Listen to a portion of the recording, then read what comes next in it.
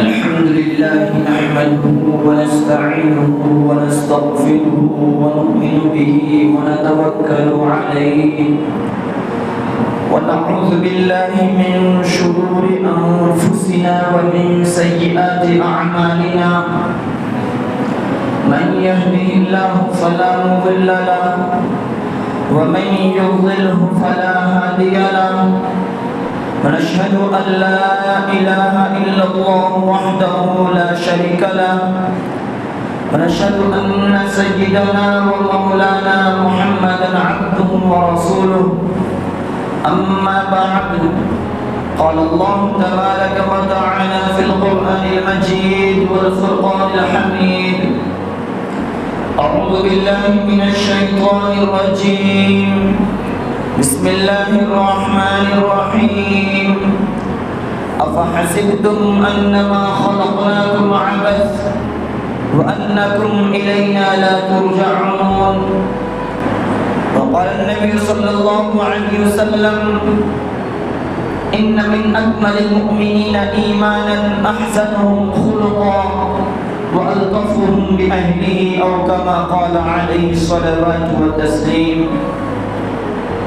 صدق الله العظيم وصدق رسوله النبي الكريم ونحن على ذلك لمن الشاهدين والشاكرين رب اشرح لي صدري ويسر لي أمري واحلل عقدة من لساني يفقهوا قولي اللهم صل على سيدنا ومولانا محمد وعلى آل سيدنا ومولانا محمد بارك وسلم تسليما كثيرا كثيرا معزز سامعین کرام، نوجوانان اسلام اور بزرگان دین، اللہ تبارک و تعالی نے ہمیں انسان بنایا ہے۔ اللہ تعالی نے ہمیں انسان کیوں بنایا؟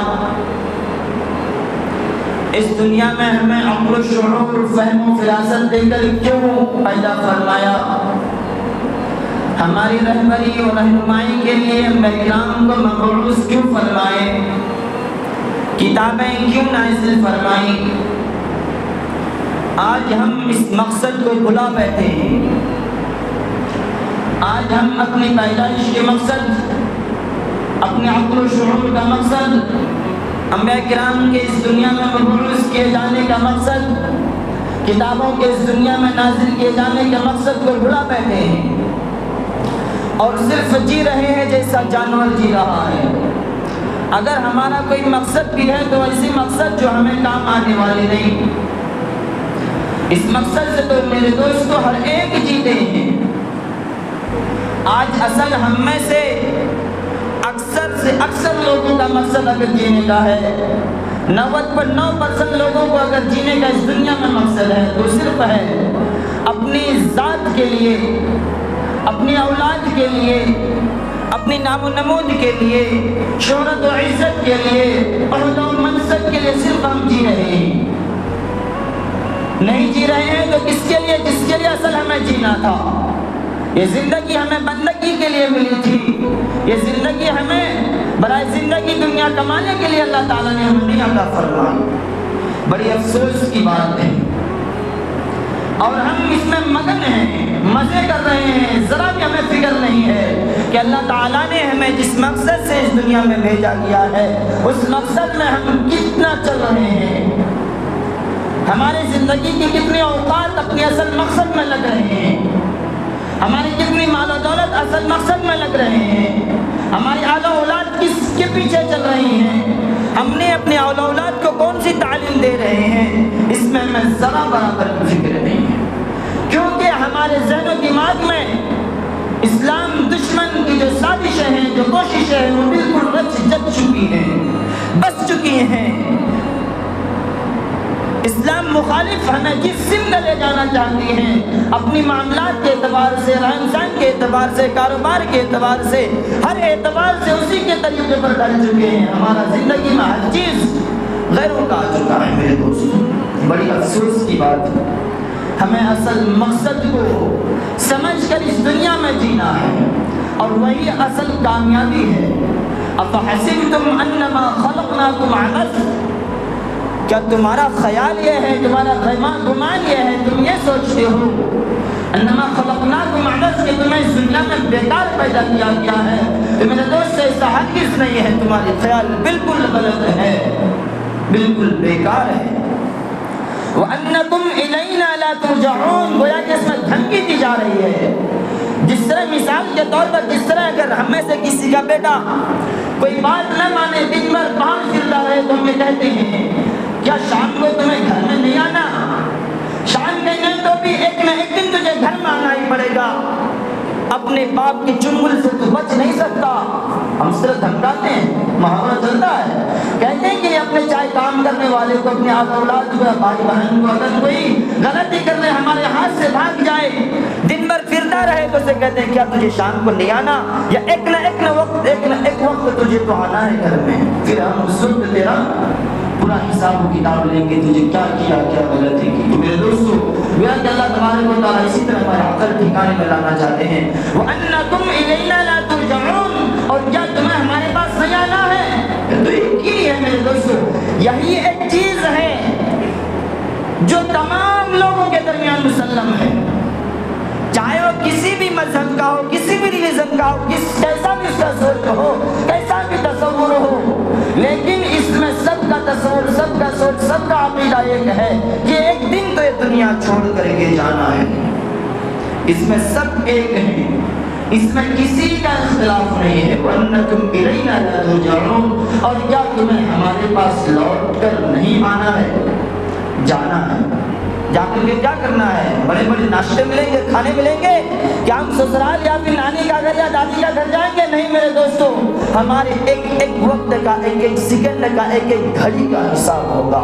پورا رجسٹر ہمارے سامنے کھول کر رکھ دیا جائے گا میرے دوستو۔ آج تو اس کا مثال سمجھنا بالکل آسان ہے کہ دنیا میں اللہ تعالیٰ نے اس انسان کو ایسا عقل و شعور دیا ہے کہ اس کے ذریعے سے ایسے ایسے مشینری کا ایجاد کر دیا ہے کہ سالوں سال کی چیزیں ریکارڈ رہتا ہے۔ کیمرے میں دیکھتے ہیں تو ایک معمولی انسان اتنا چیز بنا سکتا ہے جو جس ذات نے اس انسان کو بنایا ہے اس کے پاس ریکارڈ کرنے کے کیسے کیسے بہترین چیز ہوں گی میرے دوستو۔ تو ذرا سوچو، ایک دن ہمیں دنیا چھوڑ کر کے جانا ہے، اور جا کر کے وہاں مزہ نہیں کرنا، حساب دینا ہے۔ جیسا کہ ہم میں سے کوئی شخص آفس میں یا کمپنی میں روز ایک دن یا ہفتے میں ایک بار جا کر کے حساب لیتے ہیں مینیجر سے، بتاؤ کہ آج یا اس ہفتے میں کتنے لوگوں نے کام کیا، کتنے نے چھٹی کیا ہے، کیا کیا کمائے ہوئے، کتنا بچائے ہو۔ ذرا کچھ ہوتا ہے ڈانٹتے ہیں، گالیاں دیتے ہیں، اس کے پیسے تنخواہ میں سے کم کر لیتے ہیں، یا پھر اس کی ڈیوٹی اور بڑھا دیتے ہیں، کسی نہ کسی اعتبار سے سزا دیتے ہیں، اس کو موقع دیتے ہیں۔ لیکن میرے دوستو، دنیا موقع ہے یہاں اپنی ہر چیز کو سدھارنے کا۔ مرنے کے بعد وہ موقع نہیں دیا جائے گا، چلے جانے کے بعد وہ موقع نہیں ملے گا، وہاں تو صرف سزا ہی سزا ہوگا۔ اگر اعمال خراب ہو، اگر اعمال اچھے ہو تو پھر مزہ ہی مزہ، کوئی پوچھنے کی بات نہیں۔ اتنا مزہ ہو کہ ہم سوچ بھی نہیں سکتے میرے دوستو۔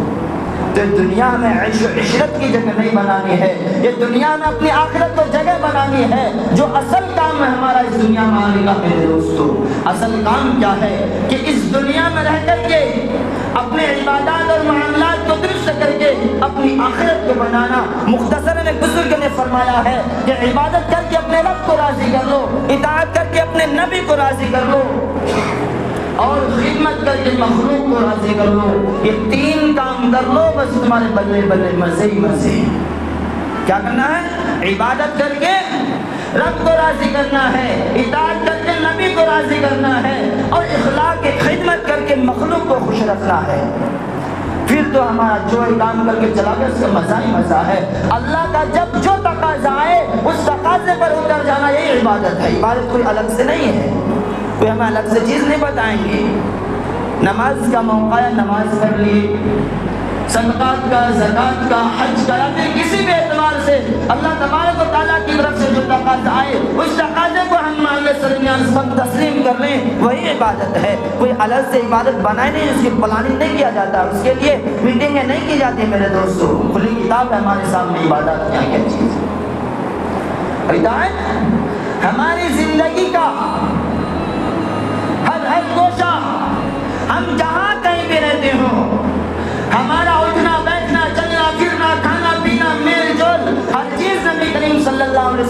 طریقے کے موافق ہو جائے، یہی اطاعت ہے۔ ہم کپڑا پہنتے ہیں، نبی کا طریقہ موجود ہے، کوئی تو ننگا نہیں رہتا، پہننا ضروری ہے، اسی کو ہم اگر طریقے پر پہنیں گے تو ثواب ہے۔ کھانا کھانا تو ضروری ہے زندگی گزارنے کے لیے، یہ اگر ہم نبی کریم تھوڑا سا اگر کشش اٹھا کر، پریشانی اٹھا کر، تھوڑی سی کوشش کر کے اگر ہم نے جاننے والوں سے طریقے کو معلوم کر لیا، اس طریقے کو اگر اپنا لیا تو کیا ہو جائے گا؟ ثواب ہے۔ نہیں، ہم کو کہاں کرنا ہے؟ ڈیجیٹل لوگ ہم لوگ، کیا ہے ڈیجیٹل بولتے ہیں نا، ماڈرن لوگ ہیں ہم کو تو کھڑے ہو کر جس طرح جانور پیشاب کرتے ہیں سب کھانا پسند ہے۔ میرے دوست، بہت ہی افسوس کی بات ہے، ہاتھ بھی لگانا پسند نہیں کرتے ہیں، حالانکہ ہاتھ سے کھانا، انگلی جو چوستے ہیں جو سنت ہے، اس میں بھی ڈاکٹر نے ریسرچ کیا ہے کہ اس میں کیا نکلتا ہے؟ ہاضمے کی تاثیر نکلتی ہے، اس سے کھانا بہت جلدی ہضم ہو جاتا ہے۔ آپ صلی اللہ علیہ وسلم نے ریسرچ کر کے نہیں بتایا ہے، آج سے 1400 سال پہلے بتا دیا کہ انگلی کو چاٹنا سنت ہے۔ آج ڈاکٹر ہر ایک چیز کو ریسرچ کر رہے ہیں، آپ صلی اللہ علیہ وسلم کے ایک طریقے کو، اور اس میں سینکڑوں فائدہ گناتے ہیں۔ تو ہمیں فائدہ میں رکھے نہیں، ہمیں نبی کے طریقے کو دیکھ کر کے اس چیز کو اپنانا ہے، ہمارا ثواب بھی مل جائے گا، اور اگر اللہ نے اس میں فائدہ رکھا ہے ڈاکٹروں کے ریسرچ کے موافق، ہمیں فائدہ تو ملے گا ہی میرے دوست۔ مسواک جو معمولی سنت ہے جسے ہم سمجھتے ہیں، بے شمار فائدے ڈاکٹر نے بیان فرمایا ہے، خود نبی کریم صلی اللہ علیہ وسلم فرمایا چھوٹا فائدہ یہ ہے سب سے چھوٹا کہ مرتے وقت کلمہ نصیب ہوگا، لیکن کسے ٹائم میں مسواک کرنے کا؟ ایک مثال دی جاتی ہے میرے دوستوں کہ آج ہم اتنا ماڈرن ہو گئے، ڈیجیٹل ہماری زندگی ہو گئی ہے کہ گویا کہ ہم اپنے عمل سے، طرز زندگی سے بتانا چاہتے ہیں کہ ہمیں نبی کریم صلی اللہ علیہ وسلم کا طریقہ پسند ہے۔ نہیں، اگرچہ ہم زبان سے نہیں کہتے ہیں، اگر پسند ہوتا تو کچھ نہ کچھ تو ہماری زندگی میں ہوتی، کچھ بھی نہیں ہے، ذرہ برابر بھی نہیں ہے، بہت ہی کم لوگ مل جائیں گے، شاید نام گنے چنے، جو کچھ نہ کچھ ایکاد طریقے مل جائیں گے۔ تو میرے دوستو، بڑی افسوس کی بات ہے، افسوس کا مقام ہے، جس کے پاس بہترین آئیڈیل اور نمونہ موجود ہے، وہ آج در بدر کی ٹھوکریں کھا رہے ہیں۔